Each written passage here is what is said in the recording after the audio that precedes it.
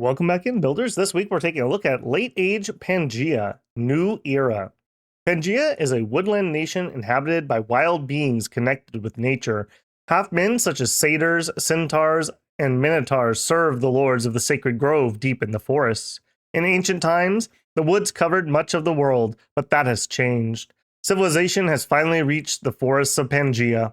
The old ways are giving way to new traditions. Archaic weapons are replaced with new ones of tempered steel.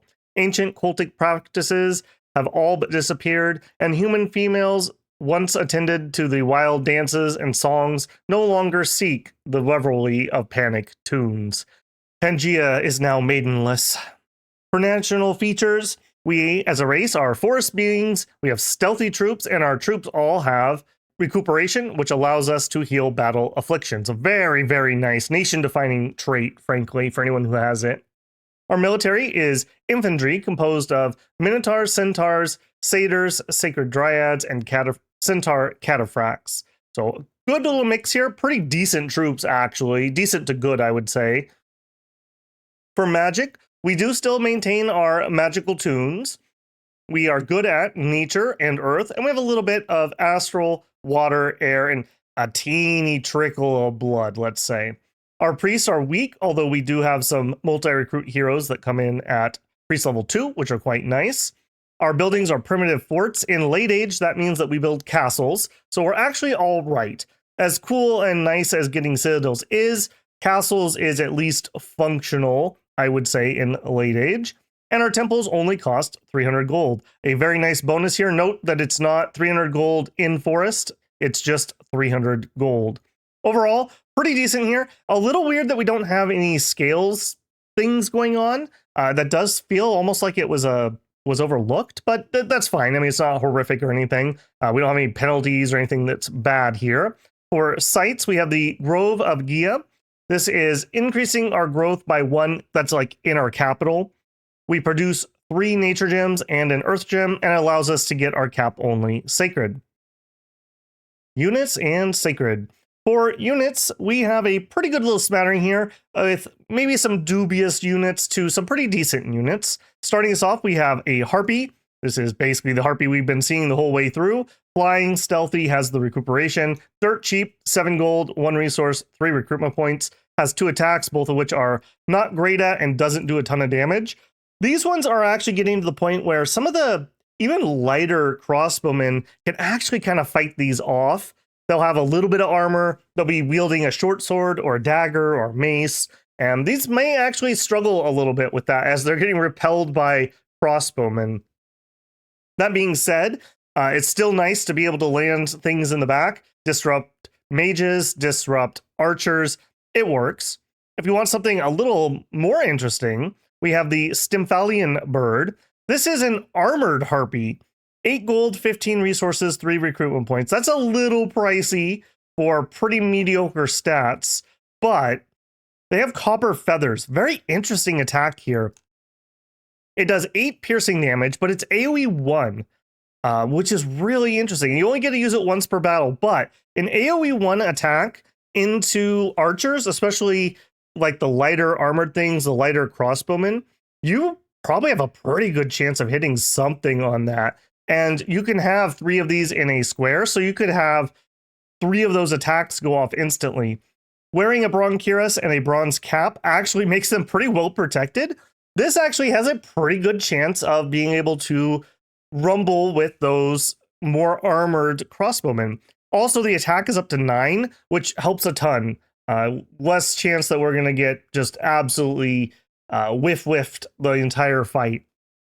Are they worth it? I don't know. I think in the right circumstances, these would be worthwhile. That copper feathers attack especially, if somebody is running a mage with 2 bodyguards, the bodyguards might be in the same square as the mage, and if you AoE 1 that square, decent odds that you kill the mage. Bodyguards maybe not so much, but the mage is what you're really after. So really interesting. I haven't had a ton of testing with them, but I like the idea. I like that we're trying something new here. So very cool unit, if nothing else. Next up, we have the Satyr Sneak. Very similar to what we've seen in eras past. 9 gold, 3 resources, 6 recruitment points. They are pretty darn stealthy at 60. force, survival, recuperation. They're undisciplined. They cause unrest. Unfortunately here, these are not the revelers that also had the second attack with the kick, nor do they have any berserking. Wearing just furs in late age and having a bronze spear with 10 attack, 14 pierce damage is pretty rough. You may struggle against some of the better PD even. That being said, you can stealth around and just auto increase unrest and maybe pop out when you see an opportunity for some stealth rating. They're okay, they have a use. Next up, we have just Satyr. This one is very similar. We've dropped the unrest function. 9 gold, 4 resources, 6 recruitment points. We have a bronze spear, the same furs, and we've added a javelin. I don't love javelins. At least it's better than 10 strength, so it's 13 piercing damage. Against the things that javelins are always good against, that's fine. But against regular troops of late age who often are going to be armored up and have a shield of some sort, this is going to struggle to do much. Combine that with being undisciplined, you're going to end up with a staggered line as they stop and throw javelins at various things. Not the biggest fan, but it is what it is. Next, we have just Satyr. 9 gold, 4 resources, 6 recruitment points, bronze spear, furs, and a buckler. Buckler, I mean, it'll help, but it's not going to save you from a crossbow bolt. They're stealthy, for survival, recuperation, still undisciplined. Unfortunately, your starting army is satyrs and satyrs. This is a ridiculously bad starting army. It is really, really bad. Note that on all these troops, it is 9 morale, so they are relatively skitterish, even going down to 8 on the Harpies. Finally, moving into some more interesting and better troops, we have the Satyr Sniper. The Satyr Sniper is a really, really good crossbowman that's really expensive. 12 gold, 24 resources, 19 recruitment points for one crossbowman who has 9 morale. Now, he has some other good stats. Good magic resistance, actually some pretty solid HP, good strength, great precision with 12 precision. So note your crossbow is 14 precision because crossbows give you a +2. That is like truly earning the name sniper there. But 11 piercing damage is fine on a crossbow. Remember, we have protection, then we take 15%. So it actually is better than that may otherwise sound. We are wearing a plate cuirass and a hoplite helmet. These dudes decided to compensate for all those earlier eras where we just refused to put on armor. Do I like them? Yeah. I mean, I like the high precision, but that's a lot of resources. This is like a heavy armored troop, and it's coming from all this armor thing. They have a recuperation. It's fine, I guess, but pricey. If I could find some humans that cost 8 or 9 resources and I had my choice of the two, I would take 3 of the humans over one of these and just go for saturation fire. That being said, high precision against, let's say, like a super combatant or a thug or somebody who has just a few giants or a few cavalry could be pretty dang damaging.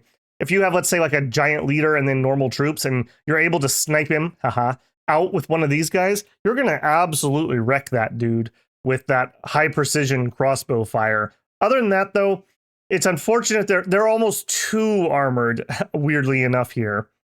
Next up, we have the Satyr Hoplite.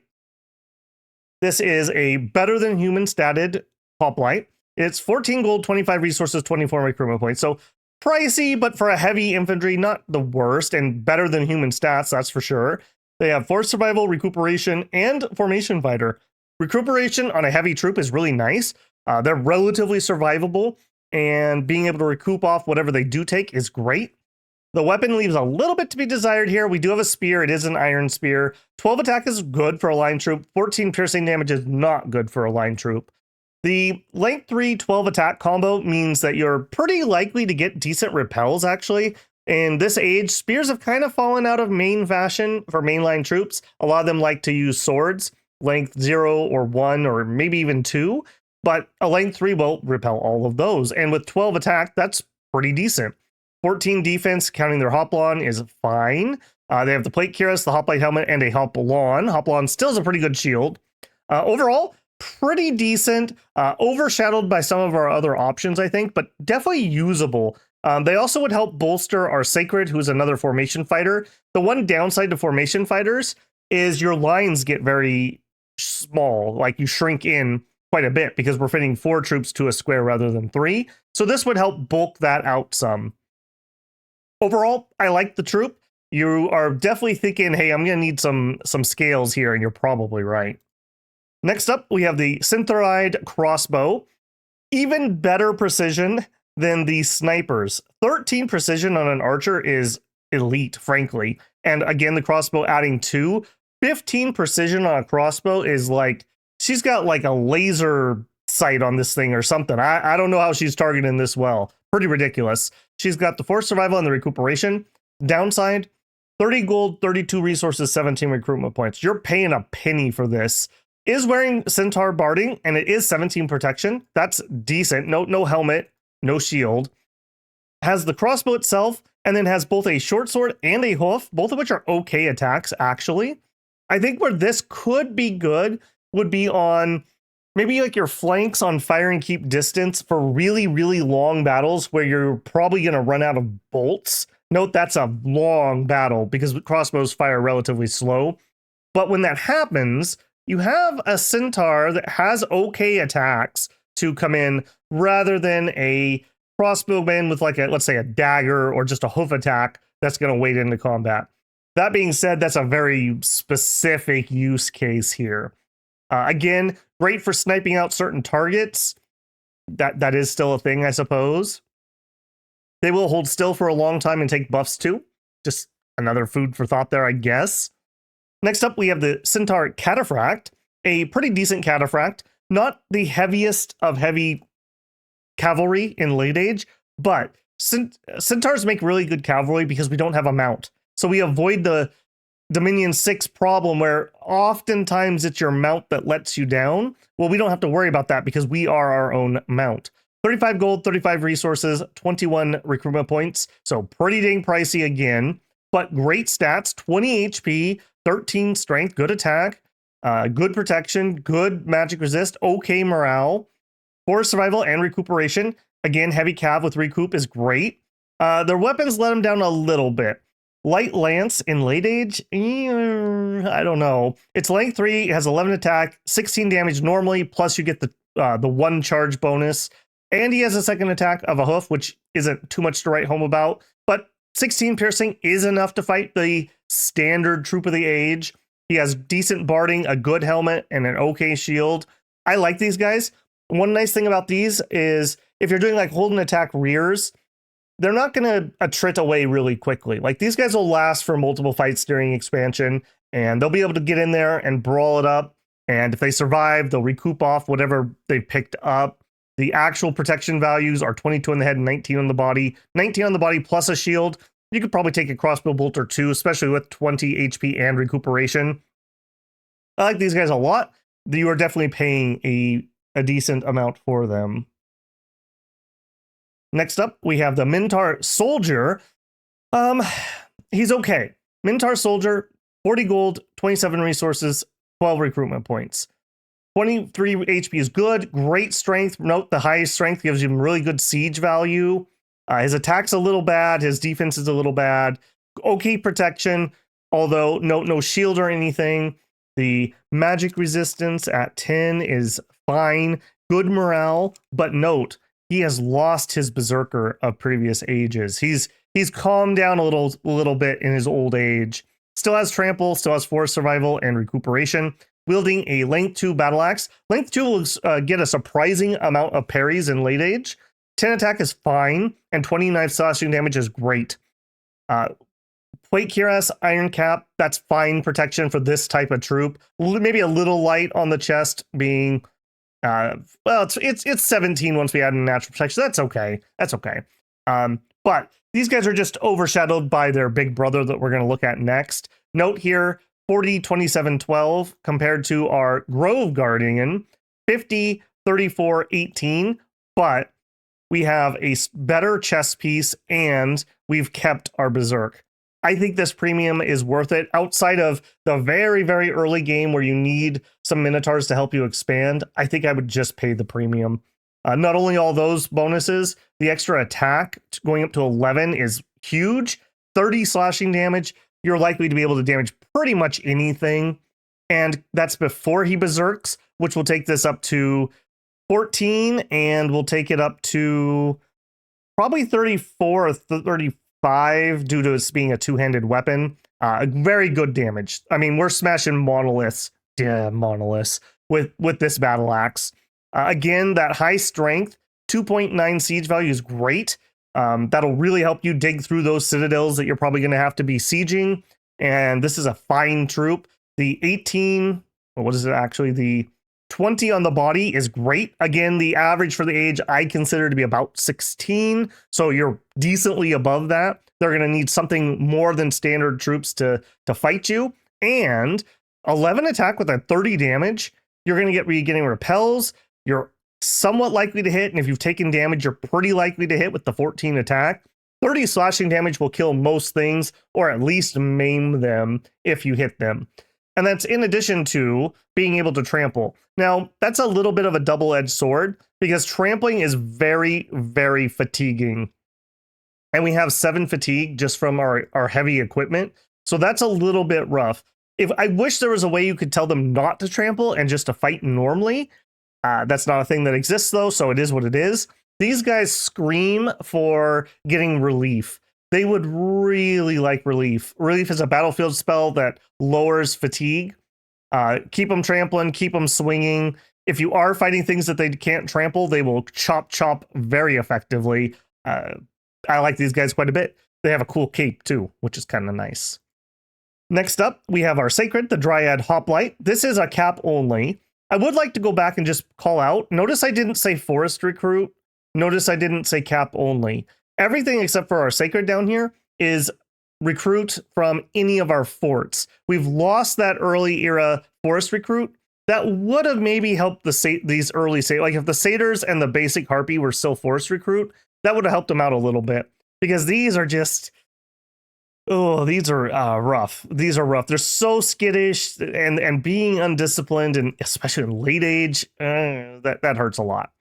For the Dryad Hoplite, though, this is a all right Sacred. 30 gold, 21 resources, 12 recruitment points. You get better than human stats. Our protection ends up being 16 on the head and 14 on the body. We are decently trained. We have mediocre with just 10 morale, good magic resistance. We're Sacred, of course. We have Awe 2. That's pretty nice. Forest Survival, Recuperation, and Formation Fighter. We're wielding a Bronze Spear. 12 attack, 13 piercing. The 13 piercing is kind of a red flag for me. We're armored with a Bronze Cuirass, a Bronze Cap, and a Hoplon. This is okay. The 14 body protection plus a Hoplon, you're probably going to be all right against some light crossbow fire. You don't love being underneath that, though. Do note, with the Formation Fighter, like I mentioned before, if you're getting, let's even say that you get 8 of these out a turn, that's only 2 squares worth of Sacreds.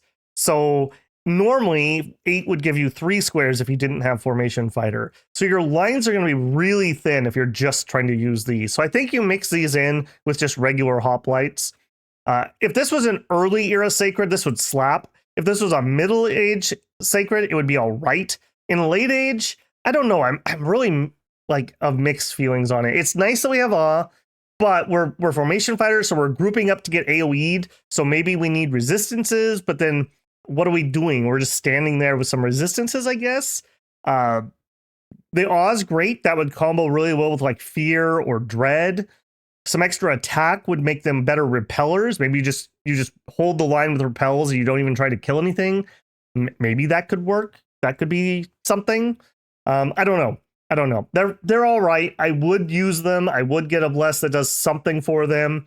But I'm not like blown away by these. Nor are these recruit anywhere. How cool would it be if these were like recruiting any forest? That would be kind of cool. But they're not. They're just cap only. So an okay Sacred. For me, the show stealers is the Grove Guard, frankly. The hoplites are okay. The Grove Guard, though, man, he's good. We have a good flanker with some heavy cav. We have 2 different options for really accurate but expensive range. So an okay lineup here. I think what you've seen, though, this is screaming for production scales. Our main guy that we probably want is 34 production. Our Sacreds are 21. Our line troop is 25. Our cheaper of the two range units is 24. We really need production. And I would say 2, just blanket 2. I don't think you can get away with going lower. And even the recruitment points, while this is definitely more resources than that, some of these other ones are a lot closer. So I think you even want some order, weirdly enough. I mean, I guess the party had to end at some point in Pangaea, and it's time to clean up and go get a job, Minotaur. You can't stay at home and party every day.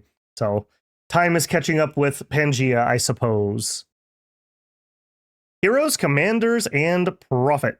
For heroes, we have 3 plus and multi-recruit. The White Minotaur, one of my favorite heroes in the entire game, actually. I really wish almost every nation would get a multi-recruit hero that was vaguely useful.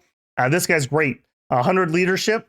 He's a priest level 2. I mean, he does have like a really high berserk. I don't know if you care too much about that. I guess it depends on what your bless is. Inspirational +1, so he's giving a +2 to who he leads. Note that while we're not super duper cowardly, especially if we're using the Minotaurs, 10 is our standard line troop. We really would like that morale, actually. That is really appreciated. So both from the leadership and from the Sermons of Courage, these guys really stiffen up your forces. You'd love to lead like at least your line troops, I would say, with one of these guys in every battle. You can get multiples of them as a random event. You should be affected by your luck scales. I believe that would be the case here. So food for thought on that, I suppose. Going into our actual heroes, we have Black Bull. Black Bull has 1 earth, 3 nature, 3 blood. By far the most blood that we're going to get. If I get him, his main use to me would be Armor of Twisting Thorns. And the fact that he has the earth and the blood would be the earth blood, or the Stone of Earth Blood, or whatever it's called, the Earth Temp Gem item. Something that very few nations actually can make, and he could do them natively, and we would like to do a lot of Earth spells, so that would be rather useful there. That would be me. He'll have to do a little bit of blood hunting for himself. If you are blood hunting with him, I would think about giving him some light armor just to make sure you don't have an oopsie. Next, we have Harpy Queen. We've seen her before. She has 2 air, 2 nature, flying, of course. Standard stats, essentially. She summons in harpies just randomly, out of combat, not in combat. She's our highest air access at Air 2. Air 2 can open up some interesting items for you. Could be rather useful, I would say. She's fine. Probably your best air sight searcher, I would say, is probably what I would do. And she's nice and stealthy, so she doesn't have to worry about getting caught. Should say the same thing with Black Bull. He's stealthy. Always nice that expensive or rare things are stealthy. Finally, we have White Centaur. This is Ram's Head. Ram's Head here, he's okay. He's a leader. He's really good at it. He's got 150 leadership plus inspirational, recuperation for survival, berserk +3, awe 3, and he is sacred. If I got him, he'd lead some troops probably. The berserking on a leader makes me a little bit nervous, and he's not like super thug material or anything. Overall, flavorful. 2 of them, well, I'd say 2 of them plus the multi-recruit are really useful, and this guy's fine. I like to see it. I like our lineup here. Going up into regular commanders, we have the Black Harpy, probably arguably the best scout in the entire game because of her map move 34 plus flying is ridiculous. You could just zip around the map in a few turns. Easy year 1 scout the entire world if you really want to do it. Stealthy 60 is on the high end, and it's only 35 gold, 1 resource, 1 recruitment. So the same price as a standard human scout, but I would argue much better. The normal human scout is equipped and armored for things he's never going to want to do. The Harpy is not. Force survivals, whatever, and recuperations, whatever. I guess it saves you maybe from a disease or something. 10 morale was actually surprisingly kind of brave for a Harpy, and does have 10 leadership, can move some Harpies around for you. I don't know exactly why we're excited about that, but she could. I guess seed strength is 1.3, so she could bring in a little extra seed strength. I don't know, it's something. Going up to Satyr Commander, 60 gold, 24 resources, 1 recruitment point. It's only a leadership 50, which between that and having kind of cowardly troops, I think he's disqualified beyond just moving bodies around. He is stealthy at 40, has 4 survival and recuperation. Decent protection. He's wearing the hoplite helmet, the plate cuirass, and a shield. Next up, we have the Minotaur Commander, 75 leadership. He's a Minotaur. He's wearing the heavy iron cap and the plate hauberk. 95 gold, 34 resources, 1 recruitment point. I could see maybe some super light army thugs out of these guys. You would just basically, like, maybe you could give him something that makes him larger which would give him some more HP and some strength, and just allow him to trample a little bit better. Maybe that could be a thing. I don't know. Not in love with this guy. 75 leadership just doesn't do it for me. The Cataphract Commander, 115 gold, 35 resources, 1 recruitment point. Decent morale at 12, not stellar. Decent magic resistant. Really well trained, decent stats. Leadership 100, finally. He has force survival and has recuperation. Light lance and the hoof attack. He's wearing the centaur barding, does have a helmet and a shield. Probably my main leader. Doesn't berserk, has 100 leadership. Map move of 16 is nice for moving things around. Yeah, solid leader here. Keeper of Traditions, what a cool name. The Keeper of Traditions has 215 gold cost, so a little high. 34 resources, 1 recruitment point. He has 27 HP, good stats, 17 strength is notable, good protection, great morale, 100 leadership. His thing that would kind of make me want to use the Cataphract, he berserks. I just don't like berserking leaders, especially important ones. He is a priest, and he is sacred himself, though, so maybe that tips the scale for you. He's fine. Good attack, has the battle axe, has the good gear.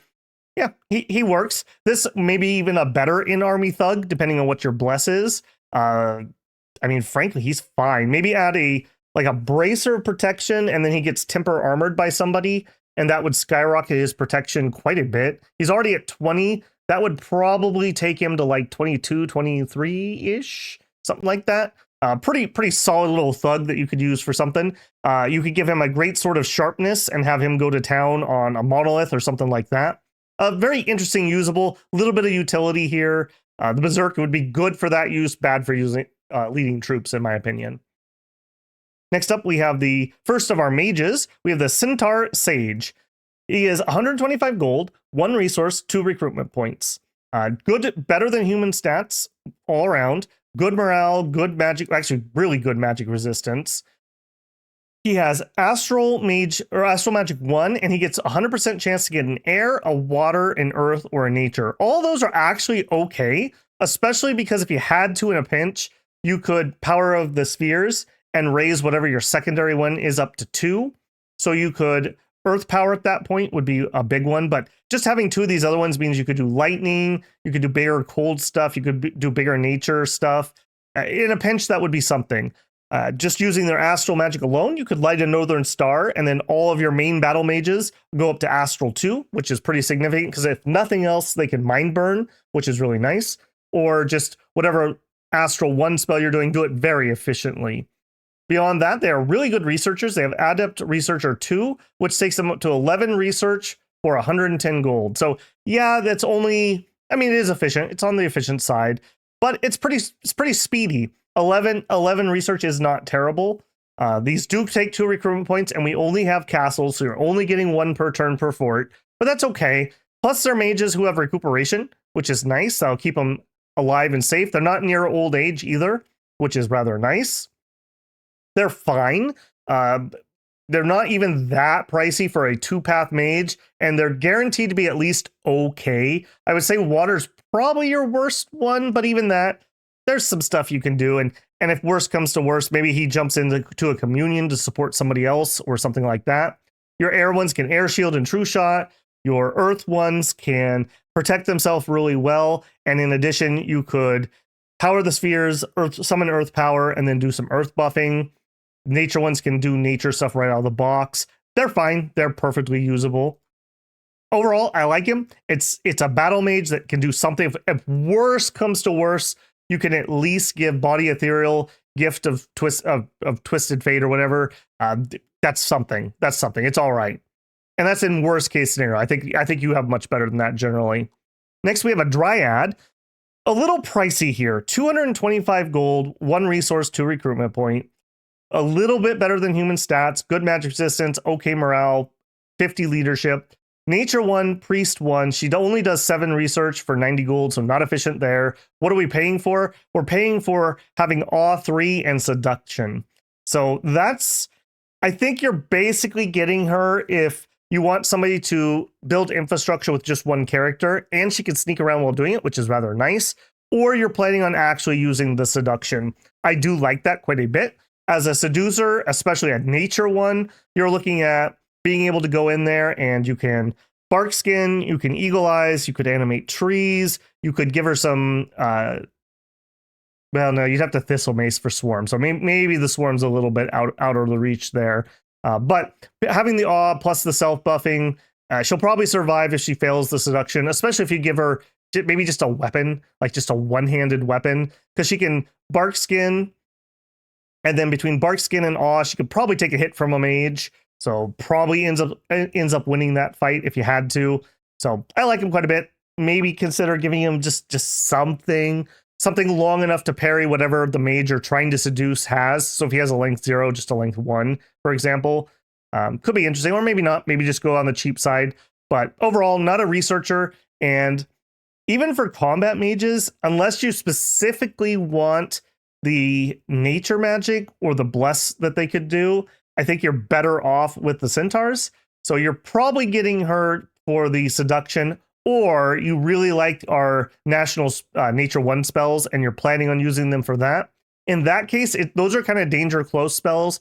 Maybe if you could afford it, just a little piece of armor or something just to keep her a little bit more safer. Bark skin plus a little armor go a long ways.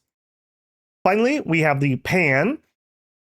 Pan's pretty good. A pretty good little mage here. 355 gold, is slow to recruit, is not cap only. Note, nothing up here is cap only. And that's pretty good.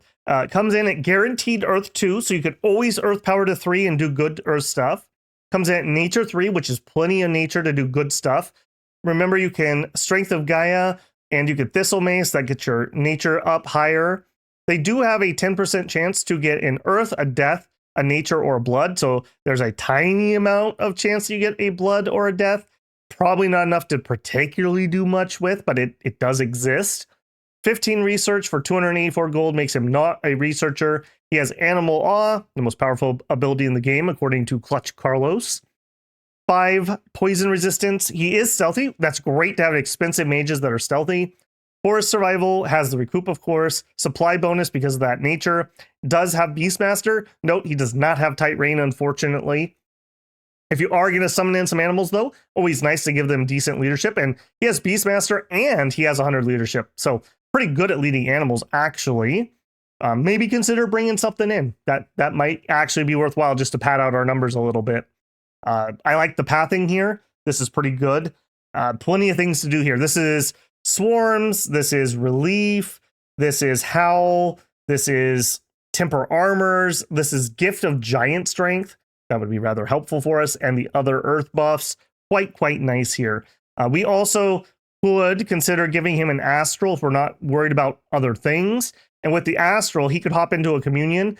Be careful with your communion slaves, but they have better than human HP at 23 HP, and we could both enlarge them and give them personal regen via a communion, and that would keep them pretty safe for turbo communions. So I actually kind of like the idea of that if you needed to get higher for whatever reason in Earth or nature. Just an option there. Who would I make my prophet? I'm probably looking at a Cataract Commander. I don't like the idea of the Keeper of Traditions berserking. I guess you could do a Minotaur Commander because they don't have berserk. But he's large. I guess they're both size 4. Actually, he's smaller than the Centaur. So maybe that helps you not get picked out. I don't know.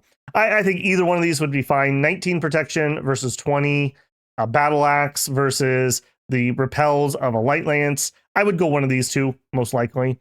For map moves, 16, 14, 16. That kind of gives it to the Centaur. As always, I don't really like that on expensive mages because if you're doing holy things, you're not doing magic things. So I tend to shy away from that a little bit. But yeah, I think you have a few options here. And overall, a pretty good little lineup here. We have a troop mover. We have some maybe possible thug things. I would say our weakest thing is the priest. If you just want a holy priest level 1 to do blessings, maybe consider picking up some indie priests, weirdly enough, because this is very expensive at 215 gold or 225 gold for a priest level 1.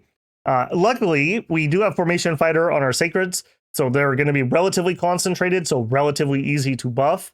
It could be a thing. I'll also call out, just because I didn't, Centaur Sage is not a Sacred Mage. So If you're going to take a magic bless of some sort, your pan isn't, they aren't. It's only on the dryad where that would be relevant. So I'm not too sure about that. Not too sure about that. National items and spells. As for national items, we have no national items. As for national spells, we have a couple. Starting us off in Alteration at Alt 5, we have Fort of the Ancients. Note, this does require Nature 4, which we don't actually have outside of a 10% chance. So you're looking at your God or a Thistle Mace to be able to do this generally. It is 35 Nature Gems.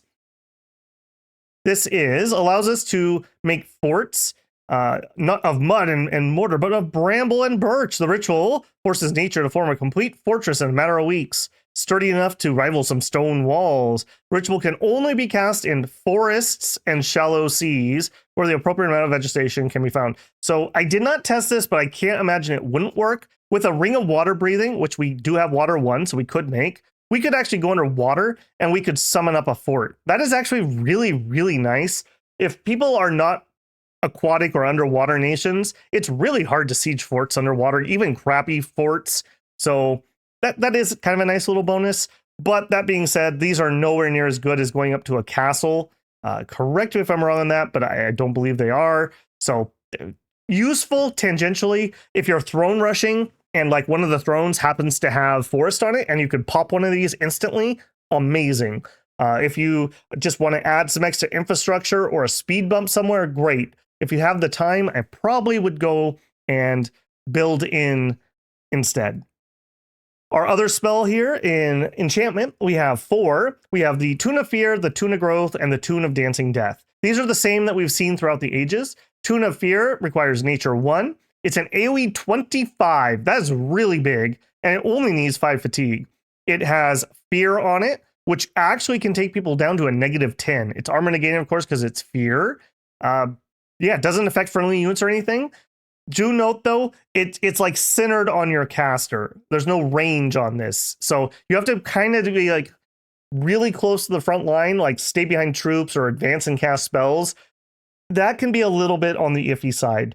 That being said, I mean, this is a strong fear spell. That's pretty spicy, actually. Tune of Growth, similar. Nature 1, area effect 25, only costs 5 fatigue. It's entanglement, and it doesn't affect friendly units. Vine arrows and the like, you can end up hitting friendly units, which kind of sucks. You do not have to worry about this one. Area effect 25 is really large. We don't have a horrific problem hitting things. We have a problem actually pinning their armor. That being said, things that are immobilized lose all their defense, and you should be able to get armor defeating hits against them, which are kind of sort of like crits and pierce armor a little bit better. So again, just perfectly fine. A good spell, I would say, especially against human troops with human strength. They're going to struggle to get out of entanglement. Do note that entanglement gets stronger if there's extra growth where you're casting it. I believe it's entangle up here. I always forget where entangle is. Tangle thickets. This is close enough. So difficulties increased by growth and death spells. Strength versus DR 19. I believe it's the same for our tune. That's hard to get out of. 10 plus 2d6 and you need to roll a 9. That's hard. And if you can raise that via growth, that's even harder to get out. So that's actually a little bit spicy on that. Next, we have Tune of Dancing Growth. Again, Nature 1, AoE 25, same we've seen, 5 fatigue. It hits for 31 plus fatigue damage. The plus would be if we have higher nature. It's armor negating. It is magic resistance negate. So this is a reason that you might consider magic penetration as a blessed thing. I don't know if that's good, but that's why you might think about it. And the reason being 31 fatigue damage on something that only costs you 5 in an AoE 25, you might be able to hit the entire enemy front line with just like 1 or 2 mages, and you can just spam this for days. So they are going to pass out. You start taking combat penalties at fatigue 20, and it just gets worse and worse and worse until you literally just pass out and get stabbed to death. That is really spicy, actually.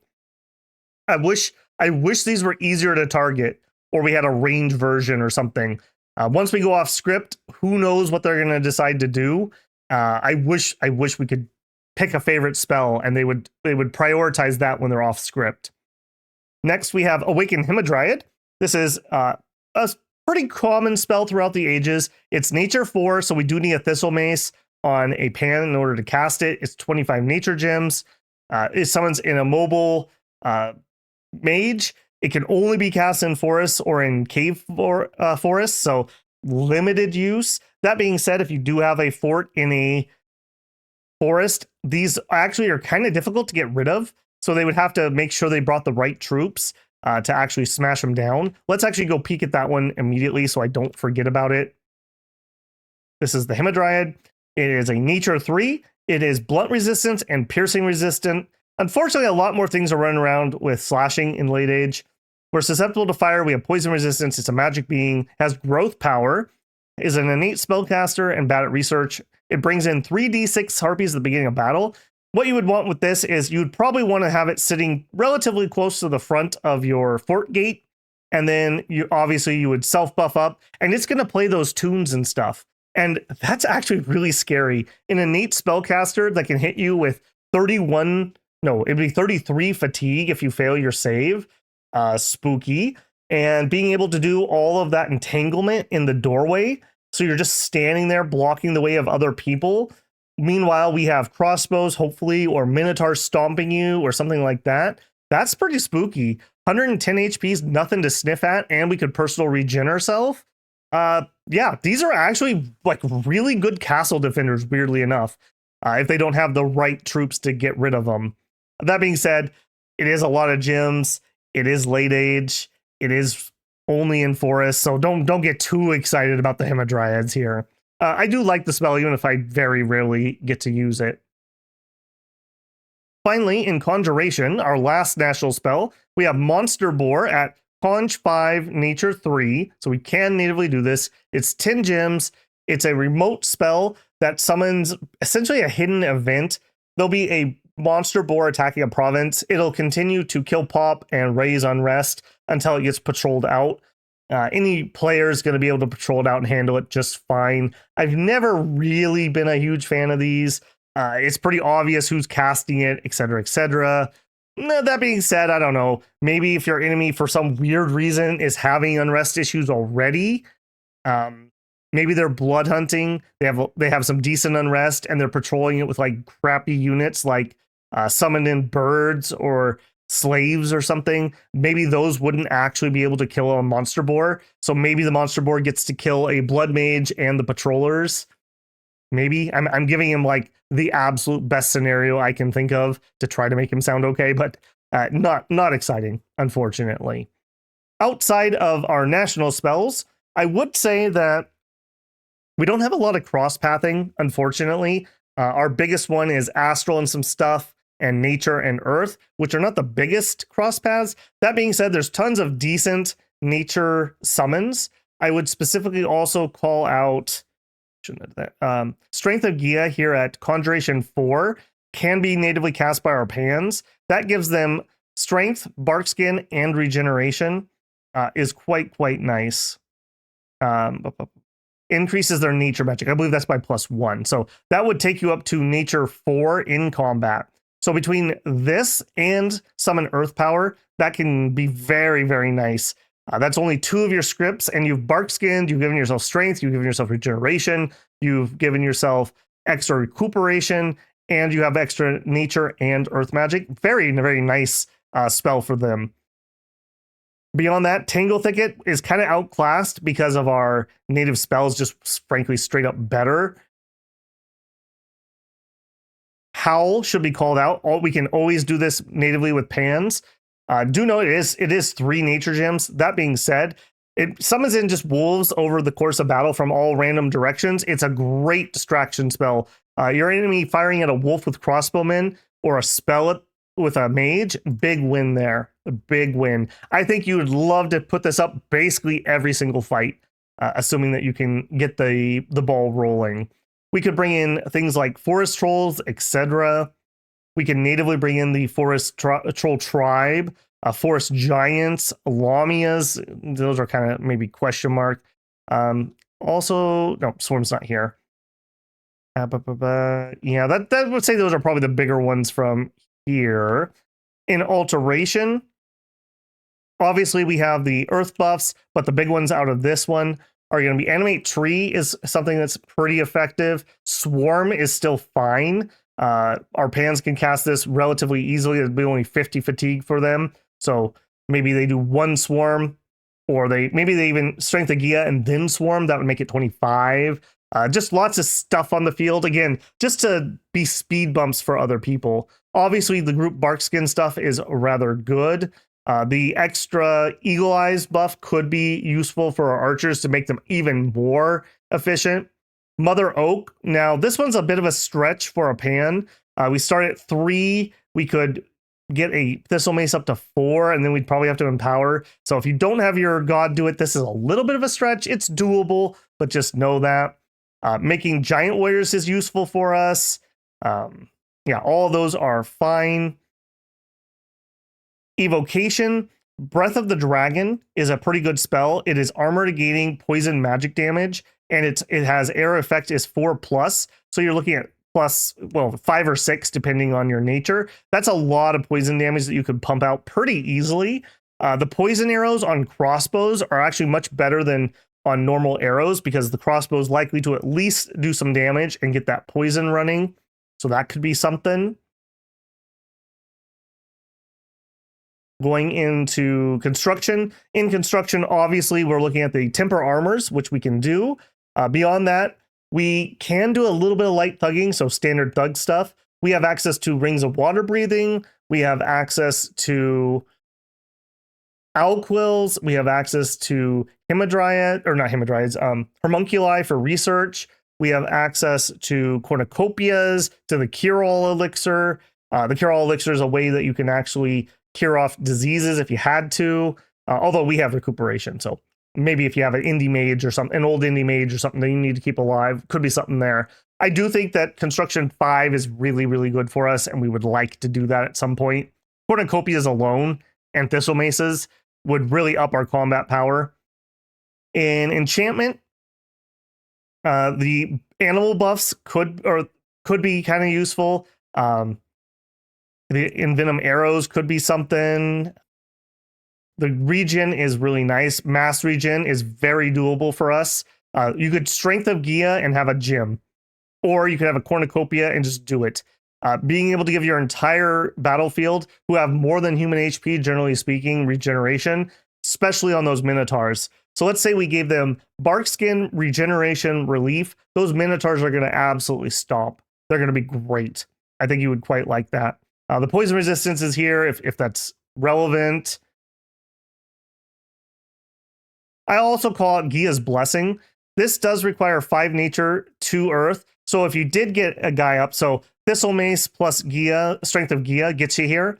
And then this gives your entire battlefield fire, cold, shock, and poison resistance. Great spell. Again, I think if you get to the point where you have this, no, this is a level 9 spell, but if you got there, sure, every single battle, I would definitely do that. I'll also call out Gift of Health. Requires 6 nature, but gives you 10% extra HP per candle in your dominion. So this is a defensive spell. Also helps you cure off afflictions. Well, we don't really need that for our army. If you have a fighty god and they get an affliction, this is a way that you could get that off of them. Can be kind of nice to be able to do that. In thaumaturgy, obviously we are going to want to have communions. I would say Mind Burn is a good choice, especially if you're going to do Light of the Northern Star, and then all of your mages can Mind Burn. Against the right armies, that's pretty crippling. We would also be able to do Paralyze, could be rather decent. We could commune up into the bigger astral things in here, like Enslave Mind. Could be something that we could do. Beyond that, though, I don't know. Thaumaturgy is either great on a nation or it's worthless. So we're kind of in the middle. You could do Growing Fury, which makes everybody go berserk. I don't know if we like that idea. We are a little cowardly, so being able to berserk your whole army could be a thing. Just, I always worry about it. My mages so much. We can relatively easily cast Gifts of Reason, if that's your thing. So Overall, definitely on the buff side of things or the offensive nature magic with a little trickle of other things. We have that air 1, water 1, earth 1, and nature 1. So little trickle of some other buffs like some true shot for your archers, etc., etc. Overall, decent magic, I would say, on this nation with good scales troops. So quite a nice little combination there. All right, let's bring all of that together. Late Age Pangaea is a nation that has finally started to modernize, and they've done an okay job of it. They are very resource hungry and probably need high production scales. While we probably like growth to help us with the money, we don't need it. I have seen a lot of people dump death scales for extra points. We have an okay sacred that is okay. I'm not in love with it. We have a little bit of thug potential, but not like a super duper heavy thug.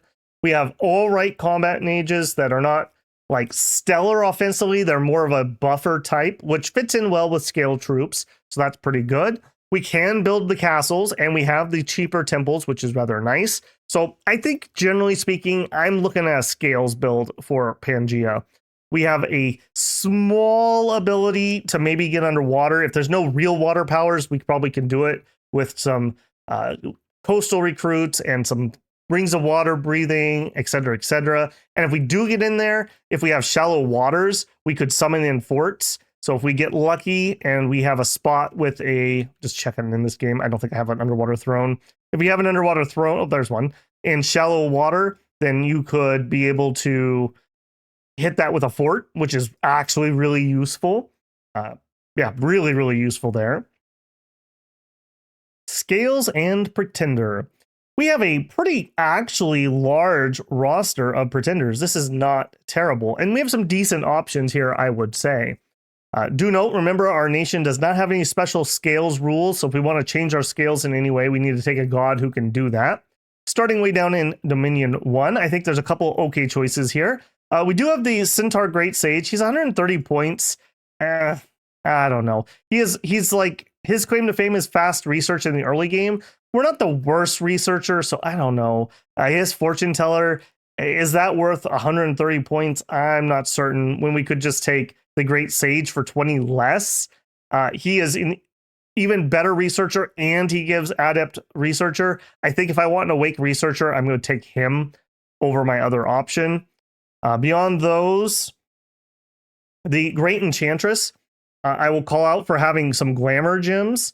I would say with her, we're going to look at a build for her, but her big thing is bringing in some glamour blesses that could be rather useful. Going up to Dom 2, we do have the Carrion Dragon. Some people love it. The Bulls can be expander gods.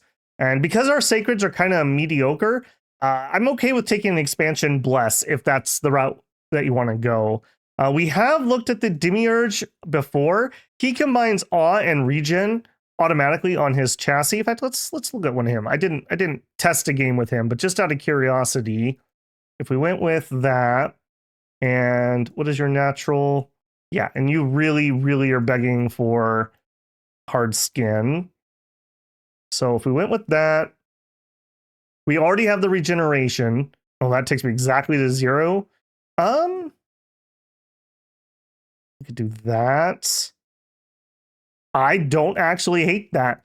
The hard skin bless here takes us to 19, plus a self buff takes us to mid 20s. That's all right. Combine that with awe and regeneration. That's fine. Now do note one problem here. How is he going to win a battle? We have 1 attack and no fear. So I'm not certain on him, but that's okay. I don't hate that. I don't absolutely hate that. We have Dracon. He could be an expander. He's kind of spicy. Hound of Hades. We looked at this in Late Age Arco and made a really fun build with him. Elder Cyclops. Now, Eldest even. He gives us a production scale. That is definitely something I would say is worth thinking about. For something like him, I would probably look at like a Dormant. Come out and be able to craft and be able to maybe be a defensive super combatant. And our sacreds are pretty flexible on what they can take for blesses. So between fire, air, and earth, you could find something in there, I'm sure. Even just a little bit of strength buff from some earth, like strength of the earth a couple times. Like 2 of these would take us up to 16 damage on our sacreds, that already makes me feel better about the sacreds. So that could be a thing there. Beyond him, Medusas are fine. Dave the Lion, I'm going to show off a Dave build. I do think this is pretty good. When I was looking around at late age Pangaea, I saw several other people doing the same thing. One thing with Scales Nations, the hardest part is getting good expansion and getting the ball rolling. Having an expander allows us to do that. And if we're not relying on our sacred, whatever we get makes the sacred either just a little bit better or we just don't care and we don't get them. So a Dave is a pretty light bless requirement chassis to be able to get out and do some expansion. Draco Lich could be a thing. I would stay away from Sloth, so the dragons are probably out.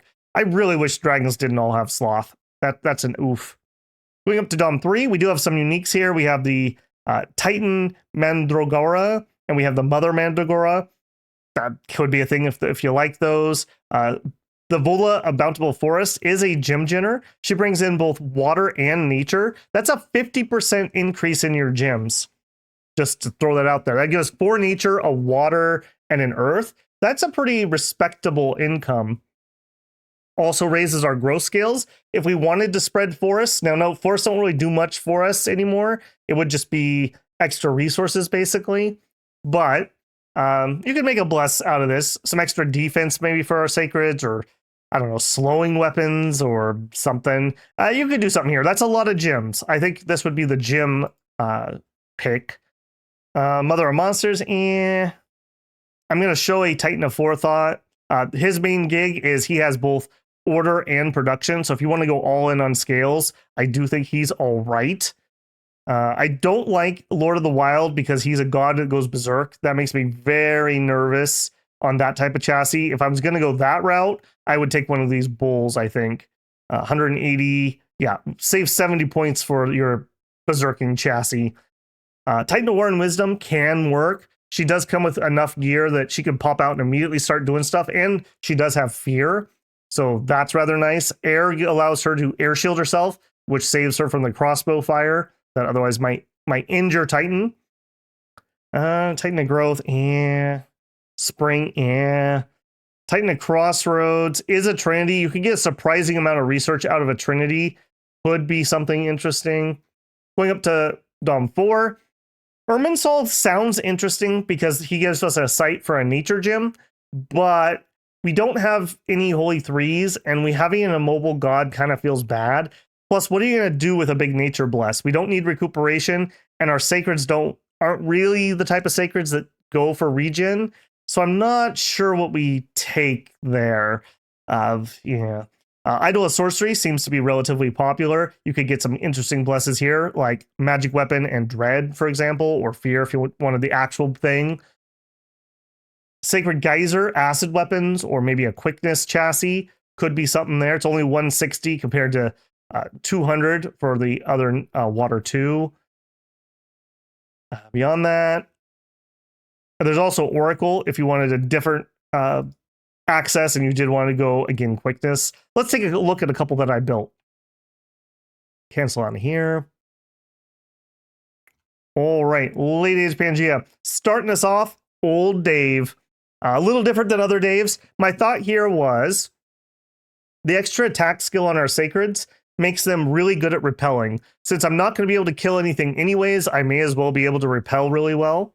And low light vision is more for helping people get underground and fight underground. There's not that many nations that start underground in Late Age, so maybe you can get down there and take up some free thrones or search for some magic sites, etc., etc. Dave himself has Fire 2 and Nature 5. That's enough for Mother Oak, just natively himself, and Fire 2, just for the extra points. He comes in with Invulnerability 25. That's on the cusp of being okay. Be careful things that can get past that because his natural protection is only 13. He does have Fear, and he has 3 magic attacks that are good and hit really hard. So he's a chassis that can actually kill his way through things. To be safer, I won't say safe because Dave definitely can die. Note he doesn't have recuperation either. To be safer, what you really want for Dave is Enchant 3. At enchant 2, you get personal regen, and at 3, we get fire shield. Along the way, you also pick up Gift of the Hair, so you double its combat speed. That can help when you get limped or crippled or whatever else happens to you. But with the fire shield and personal regen, decent HP, especially if you can get a few candles up, he can expand okay. He can take some light crossbow fire. He can fight knights if there's not too many of them.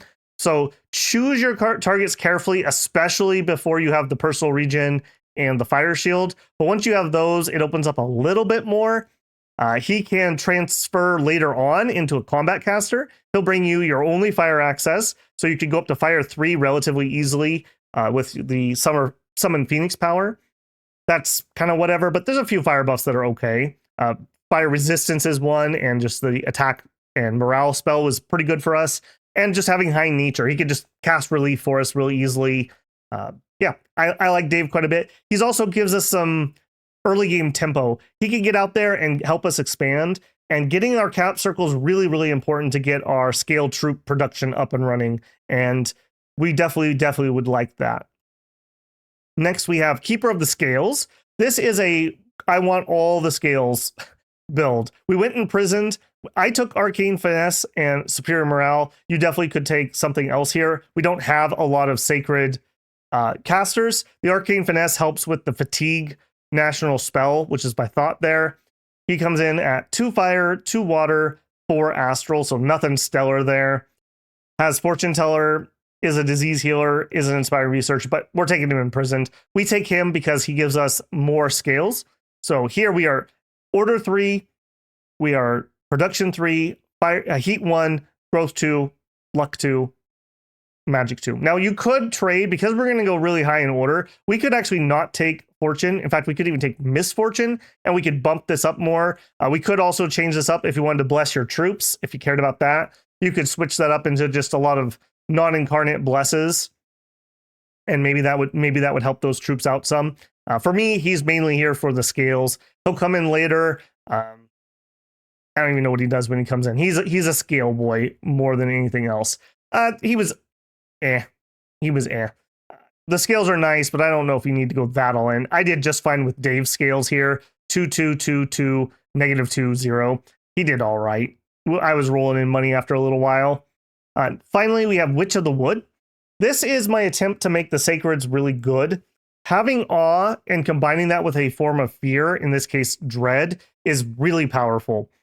They have okay repels. They're not super unarmored. And combining the dread there with Formation Fighter. So we have 4 dread chassis with awe in a single square. Or you could pepper them throughout the line just to make sure everyone's covered. Is pretty darn nice. Dread itself here is fear +5. That's a pretty strong fear there. Combine that with our Tune of Fear, and you're going to send things running pretty lickety split if you can pull that off. Can be a little hard to script that, but if you can do it, great. She also generates her own glamour gems, and I took other pathing for her so that she could do Fey Folk, she could do Cave Kobolds, she could do Water Kobolds. That brings in a little bit of extra magic. Nothing crazy that we don't really have other than the glamour. Glamour's a good, strong path. Even Glamour 1's okay. And she could help us by putting up Twilight if we wanted to. The extra gems allows us to get some of those summons rolling, possibly. The Dread is nice. I took her as Dormant. That doesn't help with expansion, obviously, but I wanted to keep the scales up somewhat. I required a magic for Dread. I wanted to have the production. In this case, I took extra growth. Maybe you don't do the growth. Maybe you get rid of that, and you could up these some more. I think this is a good one. I think this works. I don't know whether the Dread plus Tune of Fear is better than having the expansion. One or the other. Those were my 2 I liked the most. I'd be curious to see what other people like for blesses here. I think you could go many different ways on Pangaea. Having good scales troops and a mediocre sacred just kind of leaves things open for whatever you'd feel like doing. All right, in conclusion, late age Pangaea is in a pretty good spot. I would say they are probably above average. They are a mostly scales nation with okay mages, mainly focused around being able to buff your army. We have some fun units like minotaurs and centaurs, and the satyrs and they're all usable if not expensive. We have an okay sacred.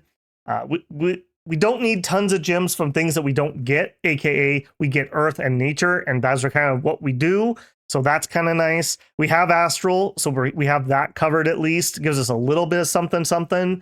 We have some okay heroes. Overall, pretty fun little nation. I wouldn't mind a little spit and polish up here. Maybe allow them to have some extra production or an extra growth or something. But it's fine. Being able to recruit all your mages everywhere is nice.